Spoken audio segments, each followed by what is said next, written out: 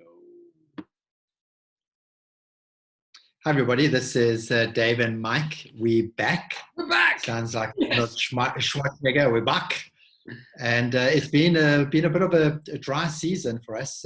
So we did so many of these over such a quick, extended period of time within lockdown. But Dave, it sounds like your life is getting a little bit back to normal in that you being let out of the home. Yes, they let me out for good behavior. So I'm back on the road again a little bit. Still very much a pared down version, but it has been good to get back out there and actually see people face to face rather than behind a video screen. So so yes, that's why we're not quite been doing it every day, but we will definitely be able to do it at least a couple of times a week, I'm hoping. So it's nice to be out. Yeah. Well, I suppose, one of the competencies that we definitely need in the modern world is the ability to adapt and adopt, be agile. And so we'll be agile on these as well. So we're carrying on. We did the 7 habits over the last couple of weeks, and then we started working with a book that's been one of my absolute favorites. I would definitely put it in my top 3-4 books of all time. And it's Ben and Roz Zander's book, The Art of Possibility. And they talk about practices. And in the book, there's 10 practices that they encourage, which enable you to walk with this posture of possibility. Last time we spoke about that very interesting topic of give people an A. So the way we treat a person, or the way a person treats themselves, if they treat themselves from a place of potential versus a place of evidence, we might shortchange what is possible. The second habit or discipline or practice, the right word, is what they call playing from a place of contribution. Now, I love the word contribution. Davey, should we start there? When you think of the word contribution, what comes to mind for you? Is it a word you like? It is. I mean, actually, I often say to myself at the end of the day, have I been a consumer or a contributor? That's how I grade how well or what the quality of my life has been in this particular season. And one of the things that I do constantly say is I need to become a contributor more, because it's so easy to fall back to just being a consumer. We consume information or videos or movies or food or all of those wonderful things, but actually the thing that really gives me value is when I feel like I'm contributing to the lives of others and to those around me. So the word contribution has a big impact and meaning in my life, for sure. Yeah, great. And that's the essence of this practice of theirs. Is it's a practice, and the practice is, can you define your area of work or what it is that you do in life, not from the currency of money or from the currency of achievement, winning, but from a currency of contribution. I love this. And so we're really talking about a bit of a perspective issue here is how do you see what you do, or maybe put a different way, what's most important to you when you wake up in the morning? Yeah. What defines success? Would it be how much money did I make? Now we get that's important. We need to make money. But is something even more important, which says how well did I contribute today? Yes. And I imagine that can change so much. Yeah, absolutely. Because I think true value comes from, feeling the sense that my life matters, that I'm making a difference in other people's lives. I mentioned to you, I've been reading a book over the last 6 months, I take that time, about purpose. And this book, Purpose, actually asks the question, what is it that you bring? What is it that you bring into a room when you walk into a room? What is it you bring into the workplace? Because that thing that you bring, you have been bringing since you were a child, And in my life, I know that when I walk into a room, I bring energy and I bring, hopefully, enthusiasm, and I raise people's spirits. I bring that into the room. And that is, I've been able to sync my contribution and my purpose together. And my purpose isn't a title. It isn't achieving a goal. Actually, my purpose is to understand what I bring, what I contribute, and to contribute in the best way I can. Does that make sense? No, absolutely. And what I love about it, and correct me if I'm wrong here, there's probably no situation where that gift does not apply. Mm. So you walk into a sales pitch meeting like you often do, and yes, you do have the objective of making a sale. But even in a meeting of strangers, you can be bringing the gift, which says, I bring energy into the room. Mm. Exactly. Yeah. And think about how that probably transforms your experience, Davey. It can move a bad meeting to a meeting of this is a gift that I'm bringing. Yeah. A tough experience. So say you go to a social outing, that doesn't happen too much these days, but you go to a social outing and you don't want to be there, and it can sort of eat away at you, and you're just looking for an excuse to get out of there. What if you transformed the playground to the gift that you're bringing? Yeah.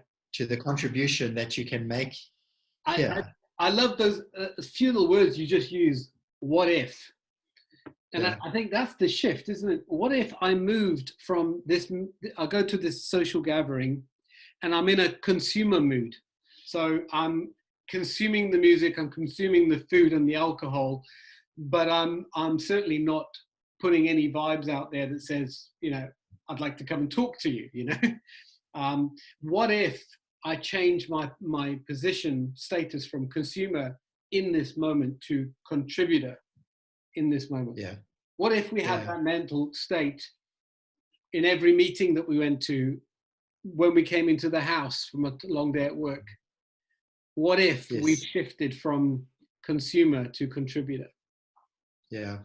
It's a great word. So I suppose it puts an onus on us, because if you think, if ever you're in a situation where you're disgruntled, possibly the base from which we're coming from is consume, entitlement, my rights. Why are they not doing this for me? And it's probably a bit of a trigger to say, hey, I need to move into a contribution mindset. Yes. Because contribution can redeem even this. Yeah. Yeah. I love that. Yeah. So it's a bit of a trigger. So if you're to encourage people to move to a place of contribution, what are one or two things that they could do? So you've got it right. But what do if somebody says, hey, I'm not operating from a currency of contribution? How do I get there? Because maybe they would say, I need to change my job before I can do that. Would that be right? Or I could think, you give some advice? I think what the quote you started beginning with is Zander says, redefine what we do as a contribution, or define our contribution. And I think it starts by redefining. It's the small things. A contribution is a smile, smiling at someone, seeing someone. I love that. Yeah. I think redefining what is a powerful contribution. Just being positive in a meeting, just being engaged, be that person that's engaged. I think often when we look back at our lives, we think of all the big contributions that perhaps, we've put a big check in a box somewhere, or we've done something big, but actually the sum of our lives is really in the small, unacknowledged contributions that we make. And how much more inspired would we be if we actually took cognizance of the small, unnoticed contributions that are made? Yeah. I don't know whether I shared this story already on one of the podcasts that we've done, but years ago I heard of somebody who was talking about a toll booth operator. And I can't think of anything. Well, it's certainly not a job that I would want to do, would be a toll booth operator, just having these passengers come at you, stare at you, give you a credit card. Yeah. Probably most of them are grumpy. But she had redefined her role as a contribution. And basically she said, I give away 500 smiles a day. Wow. And just how beautiful that is. Now, I'm sure that she probably has aspirations to do some other things in her life, whether she has or not.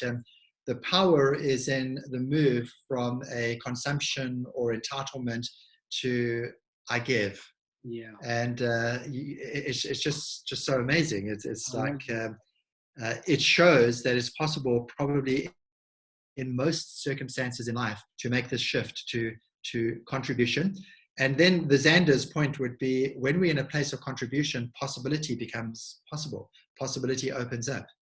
Yes. Because no longer is this a comparison to somebody else. It's about me giving. Yeah, I love that. And I love it. I it's think like dropping a stone in the pond and it ripples. and who knows where it goes from there. I agree. I also think that ability to contribute is hugely determined by our self-worth and what we think of ourselves. You know, we were chatting before we turned the video on about the ability just to, I'm recording some songs to help some churches at the moment. And that's my contribution. I'm not doing it to be rated, whether I'm good or bad or indifferent. I'm just doing this because this is what I can do, and this is what I'm doing as a free will. So it's not an expression of my, of my insecurities. It's an expression of my love to do something. I think we would contribute a lot more if we weren't trying to compare our contribution to those around us and to rank ourselves, into some kind of pecking order. But we just gave out of the heart of giving, right? Yeah. And I think that's what's so great about contribution is when it's about contribution, if somebody likes it or doesn't like it, it's not the main thing now. It's I'm just contributing. I'm just giving it. I love that. So it changes so much. It sort of reminds me of T.S. Eliot's quote where he says, "The end of our exploration might be coming back to the place from whence we started, but we see it through different eyes." Yes. And the shift from consumption to contribution doesn't change anything, but it changes everything. Yes. It's just, yeah. I was trying to think of some examples of this as well. And, the one that came to mind for me was Schindler's List. And it's that deep, deep, true movie, horrific movie of the concentration camps. And here you got Schindler. And Schindler is initially in this consumption mindset. It's almost, how do I use this to my benefit, to my advantage?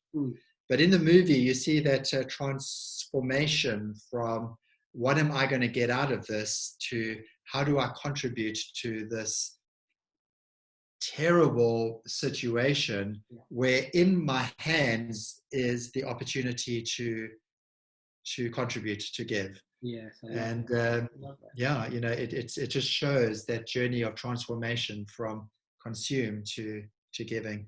Yeah, I love that. And I think it's the word redefining, redefining what I'm doing to being what I'm bringing.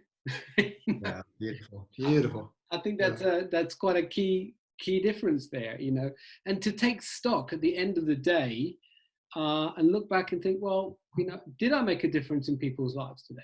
Yeah. What did I bring? Yeah. I love that. So guys, I don't know, possibly if you're feeling a little bit overwhelmed, if you're feeling unhappy about life, if you're feeling life hasn't been fair to you, if lockdown's getting you down, if this situation we find ourselves in is just too much, perhaps a way to begin to transform that situation where maybe nothing changes, but everything changes is to take hold of this practice and say, can I define my current situation not from a premise of survival, but from a premise of what can I give? I love that. And Dave, those final words of yours were brilliant, but it is this redefining to a way of being. Yeah. And that would be our encouragement to you from this. Dave, any last words? Do you want to land this for us? I would say that our purpose is not in what we achieve, but our purpose is who we impact on the journey of life that we are. I love that quote. Learning to know what it is that we bring into our lives will release and unlock these contributions that we make. So, yeah, I love it. Super. Cool. Good. Thanks, We'll chat soon. See you, my friend.